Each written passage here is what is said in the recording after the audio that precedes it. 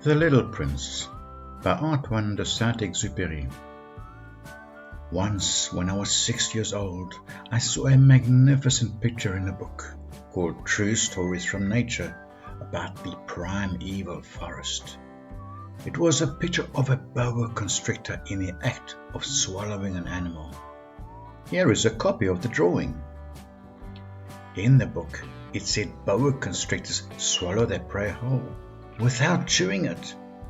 After that, they are not able to move and they sleep through the 6 months that they need for digestion. I pondered deeply then over the adventures of the jungle, and after some work with a colored pencil, I succeeded in making my first drawing. My drawing number 1, it looked like this. I showed my masterpiece to the grown-ups and asked them whether the drawing frightened them. But they answered, "Frightened? Why should anyone be frightened of a hat?" My drawing was not a picture of a hat. It was a picture of a boa constrictor digesting an elephant. But since the grown-ups were not able to understand it, I made another drawing. I drew the inside of a boa constrictor so that the grown-ups could see it clearly. They always need to have things explained. My drawing number 2 looked like this. The grown-ups' response this time was to advise me to lay aside my drawing of boa constrictors, whether from the inside or the outside, and devote myself instead to geography, history, arithmetic, and grammar. That is why, at the age of 6, I gave up what might have been a magnificent career as a painter. I had been disheartened by the failure of my drawing number 1 and my drawing number 2. Grown-ups never understand anything by themselves, and it is tiresome for children to be always and forever explaining things to them. So then, I chose another profession and learned to pilot planes. I have flown a little over all parts of the world, and it is true that geography has been very useful to me. At a glance, I can distinguish China from Arizona. If one gets lost in the night, such knowledge is valuable. In the course of this life, I have had a great many encounters with a great many people who have been concerned with matters of consequence. I have lived a great deal among grown-ups. I have seen them intimately, close at hand, and that hasn't much improved my opinion of them. Whenever I met one of them who seemed to me at all clear-sighted, I tried the experiment of showing him my drawing number 1, which I have always kept. I would try to find out, sir, if this was a person of true understanding. But whoever it was, he or she would always say, "That is a hat." Then I would never talk to that person about boa constrictors or primeval forests or stars. I would bring myself down to his level. I would talk to him about bridge and golf and politics and neckties, and a grown-up would be greatly pleased to have met such a sensible man.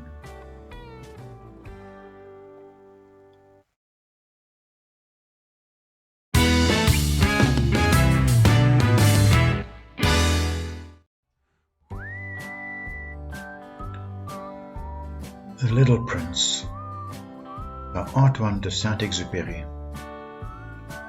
So I lived my life alone, without anyone that I could really talk to, until I had an accident with my plane in the desert of Sahara 6 years ago. Something was broken in my engine, and as I had with me neither a mechanic nor any passengers, I set myself to attempt the difficult repairs all alone. It was a question of life or death for me. I had scarcely enough drinking water to last a week. The first night then, I went to sleep on the sand, 1,000 miles from any human habitation. I was more isolated than a shipwrecked sailor on a raft in the middle of the ocean. Thus, you can imagine my amazement at sunrise, when I was awakened by an odd little voice. It said, "If you please, draw me a sheep." "What?" "Draw me a sheep." I jumped to my feet, completely thunderstruck. I blinked my eyes hard. I looked carefully all around me, and I saw a most extraordinary small person who stood there examining me with great seriousness. Here you may see the best portrait that later I was able to make of him. But my drawing is certainly very much less charming than its model. That, however, is not my fault. The grown-ups discouraged me in my painter's career when I was 6 years old, and I never learned to draw anything except bows from the outside and bows from the inside. Now, I stared at this sudden apparition with my eyes fairly starting out of my head in astonishment. Remember, I had crashed in the desert 1,000 miles from any inhabited region, and yet my little man seemed neither to be straying uncertainly among the sands, nor to be fainting from fatigue or hunger or thirst or fear.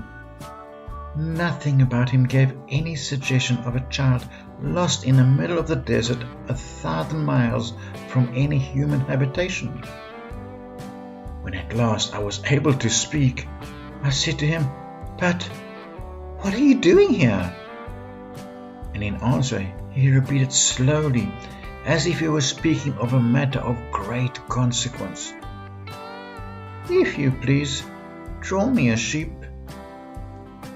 When a mystery is too overpowering, one dare not disobey. Absurd as it might seem to me, 1,000 miles from any human habitation and in danger of death, I took out of my pocket a sheet of paper and my fountain pen.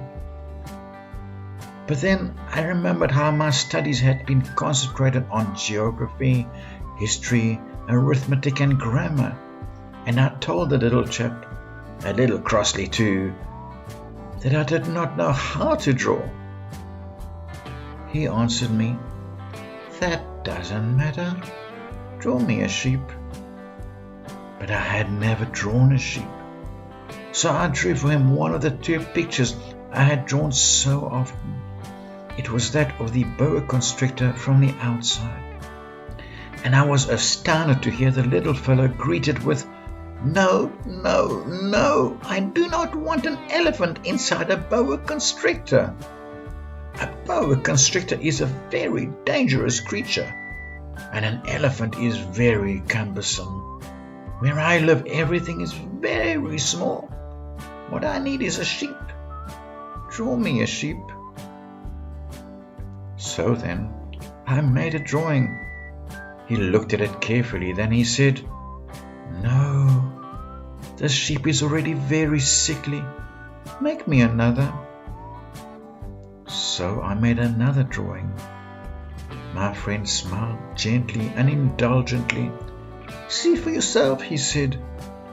"That is not a sheep. This is a ram. It has horns." So then, I did my drawing over once more, but it was rejected too, just like the others. "This one is too old. I want a sheep that will live a long time." By this time, my patience was exhausted because I was in a hurry to start taking my engine apart. So I tossed off this drawing and I threw out an explanation with it. "This is only his box. The sheep you asked for is inside." I was very surprised to see a light break over the face of my young judge. "That is exactly the way I wanted it. Do you think that this sheep will have to have a great deal of grass?" "Why?" "Because where I live everything is very small." "There will surely be enough grass for him," I said. "It is a very small sheep that I have given you." He bent his head over the drawing. "Not so small that..." Look, he has gone to sleep. And that is how I made the acquaintance of the little prince. See you in chapter 3.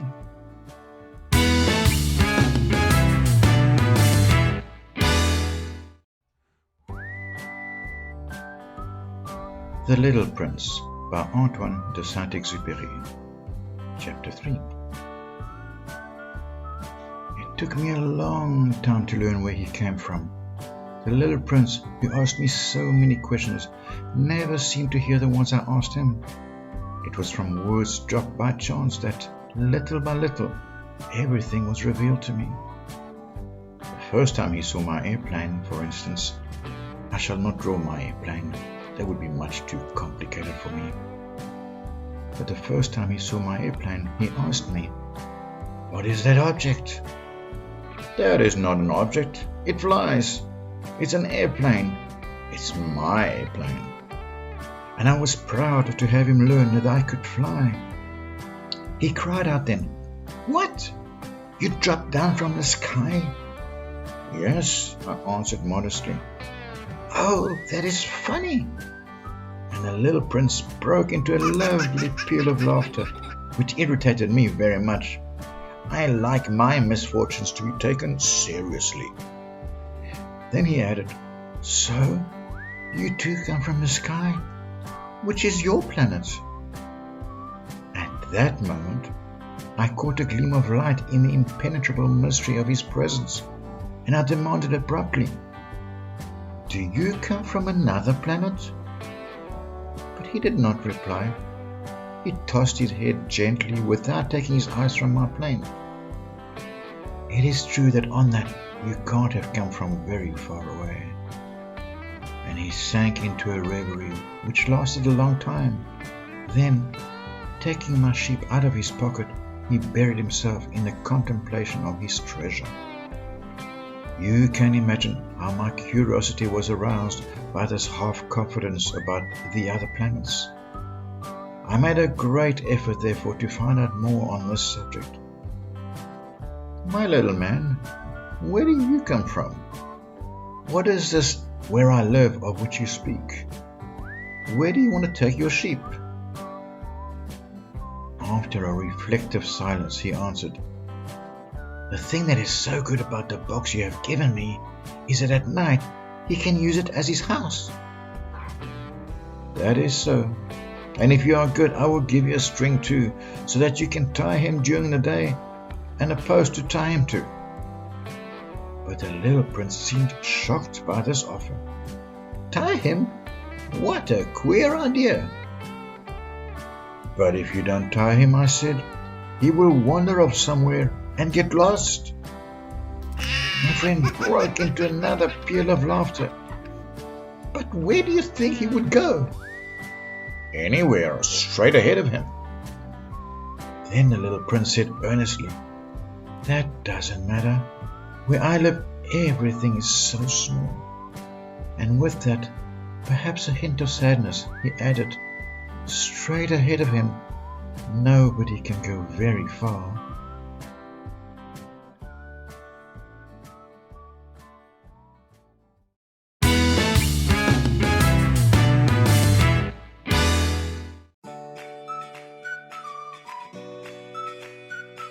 The Little Prince by Antoine de Saint-Exupéry.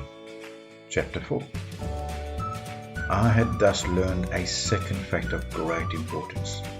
This was that the planet the little prince came from was scarcely any larger than a house. But that did not really surprise me much. I knew very well that in addition to the great planets such as the Earth, Jupiter, Mars, Venus, to which we have given names, there are also hundreds of others, some of which are so small that one has a hard time seeing them through the telescope. When an astronomer discovers one of these, he does not give it a name, but only a number. You might call it, for example, asteroid 325. I have serious reason to believe that the planet from which the little prince came is the asteroid known as B612. This asteroid has only once been seen through the telescope. That was by a Turkish astronomer in 1909. On making his discovery, the astronomer had presented it to the International Astronomical Congress in a great demonstration. But he was in Turkish costume, and so nobody would believe what he said. Grown-ups are like that. Fortunately, however, for the reputation of asteroid B612, a Turkish dictator made a law that his subjects, under the pain of death, should change to European costume. So in 1920, the astronomer gave his demonstration all over again, dressed with impressive style and elegance. And this time, everybody accepted his report. If I've told you these details about the asteroid and made a note of its number for you, it is on account of the grown-ups and their ways. When you tell them that you have made a new friend, they never ask you any questions about essential matters. They never say to you, what does his voice sound like? What games does he love best? Does he collect butterflies? Instead, they demand, how old is he? How many brothers has he? How much does he weigh? How much money does his father make? Only from these figures do they think they have learned anything about him. If you were to say to the grown-ups, I saw a beautiful house made of rosy brick, with geraniums in the windows and doves on the roof, they would not be able to get any idea of that house at all. You would have to say to them, I saw a house that cost $20,000. Then they would exclaim, oh, what a pretty house that is.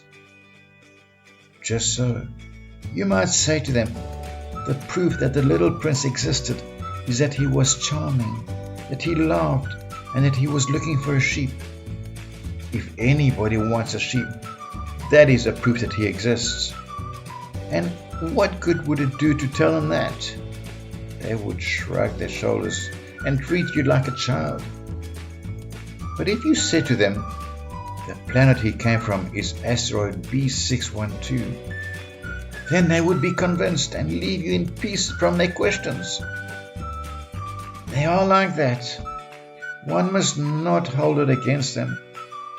Children should always show great forbearance towards grown-up people. But certainly for us who understand life, figures are a matter of indifference. I should have liked to begin the story in the fashion of the fairy tales.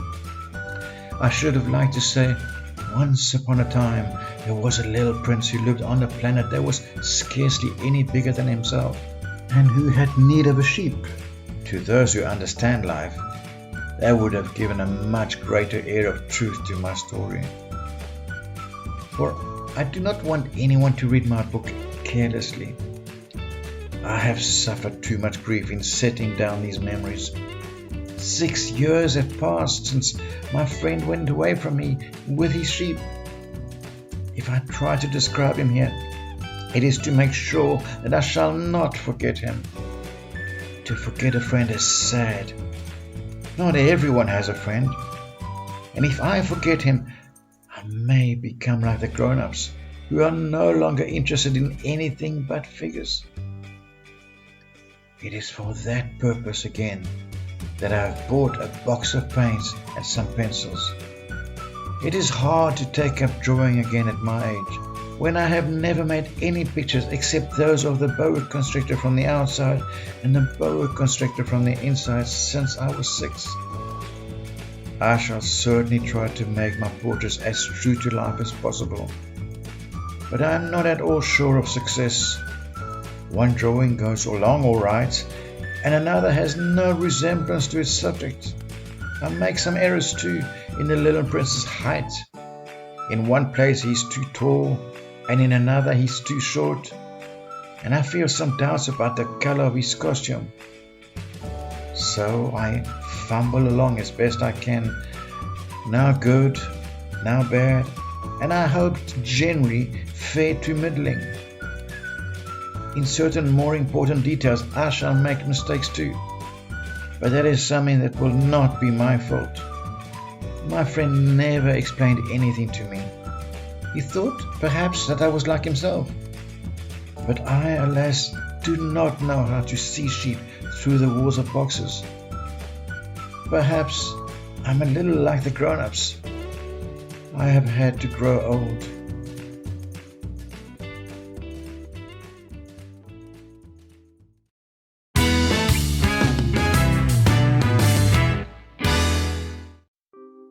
The Little Prince by Antoine de Saint-Exupéry. Chapter 5. As each day passed, I would learn in our talk something about the Little Prince's planet, his departure from it, his journey. The information would come very slowly, as it might chance to fall from his thoughts. It was this way that I heard on the third day about the catastrophe of the baobabs. This time once more, I had the sheep to thank for it, for the little prince asked me abruptly, as if seized by a grave doubt, "It is true, isn't it, that sheep eat little bushes?" "Yes, that is true." "Ah, I'm glad." I did not understand why it was so important that sheep should eat little bushes, but the prince added, "Then it follows that they also eat baobabs." I pointed out to the little prince that baobabs were not little bushes, but on the contrary, trees as big as castles, and that even if he took a whole herd of elephants with him, the herd would not eat up one single baobab. The idea of the herd of elephants made the little prince laugh.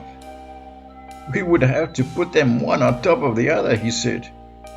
But he made a wise comment. "Before they grow so big, the baobabs start out by being little." "That is strictly correct," I said. "But why do you want the sheep to eat the little baobabs?" He answered me at once, "Oh, come, come," as if he was speaking of something that was self-evident. And I was obliged to make a great mental effort to solve this problem without any assistance. Indeed, as I learned, there were on the planet where the little prince lived, as on all planets, good plants and bad plants. In consequence, there were good seeds from good plants and bad seeds from bad plants. The seeds are invisible. They sleep deep in the heart of the earth as darkness, until someone among them is seized with a desire to awaken. Then this little seed will stretch itself and begin, timidly at first, to push a charming little sprig inoffensively upwards towards the sun. If it is only a sprout of radish or the sprig of a rose bush, one would let it grow wherever it might wish. But when it is a bad plant, one must destroy it as soon as possible, the very first instant that one recognizes it. Now, there were some terrible seeds on the planet that was the home of the little prince, and these were the seeds of the baobab. The soil of that planet was infested with them. Baobab is something you will never be able to get rid of if you attend to it too late. It spreads over the entire planet. It bores clear through it with its roots. And if the planet is too small and the baobabs are too many, they split it in pieces. "It is a question of discipline," the little prince said to me later on. "When you've finished your own toilet in the morning, then it is time to attend to the toilet of the planet. Just so with the greatest care. You must see to it that you pull up regularly all the baobabs at the very first moment that they can be distinguished from the rose bushes, which they resemble so closely in their earliest youth. It is very tedious work," the little prince added, "but very easy." And one day he said to me, "You ought to make a beautiful drawing so that the children where you live can see exactly how all this is. That would be very useful to them if they were to travel someday." Sometimes, he added, there is no harm in putting off a piece of work until another day. But when it is a matter of baobabs, that always means a catastrophe. I knew a planet that was inhabited by a lazy man. He neglected 3 little bushes. So, as the little prince described it to me, I have made a drawing of that planet. I do not much like to take the tone of a moralist, but the danger of the baobabs is so little understood, and such considerable risk would be run by anyone who might get lost on an asteroid, that for once I'm breaking through my reserve. Children, I say plainly, watch out for the baobabs. My friends, like myself, have been skirting this danger for a long time without ever knowing it. And so it is for them that I have worked so hard over this drawing. The lesson which I pass on by this means is worth all the trouble it has cost me. Perhaps you will ask me, why are there no other drawing in this book as magnificent and impressive as this drawing of the baobabs? The reply is simple. I have tried, but with the others I have not been successful. When I made the drawing of the baobabs, I was carried beyond myself by the inspiring force of urgent necessity.